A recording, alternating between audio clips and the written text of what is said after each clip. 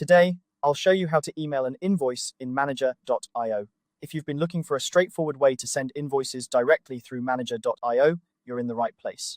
By the end of this guide, you'll be able to seamlessly email invoices to your clients, ensuring nothing stands in the way of prompt payments. First, let's head over to the Settings section. You'll find this in the left-hand navigation menu column. Click on it to open up a variety of options. From here, you want to select Email Settings. Depending on your version, you might see it labeled as SMTP Server. Don't worry about the naming difference. Both will lead you to the same configuration area where you'll set the foundation for emailing invoices. Now, it's time to choose your preferred connection protocol. Manager.io offers a couple of options, but we recommend opting for SMTP.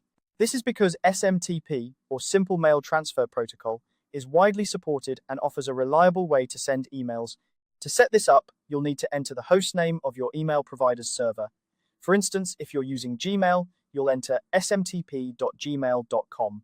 Similarly, for Office 365, you'd input smtp.office365.com.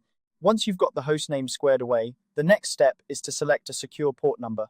The recommended options are either 465 or 587. These ports are standard for secure email transmissions. Next, you'll need to provide your standard login details, which are your username and password for the email account you're configuring. This is crucial because Manager.io will use these credentials to send emails on your behalf. If you prefer not to use SMTP or are looking for an alternative, Manager.io provides an HTTP option.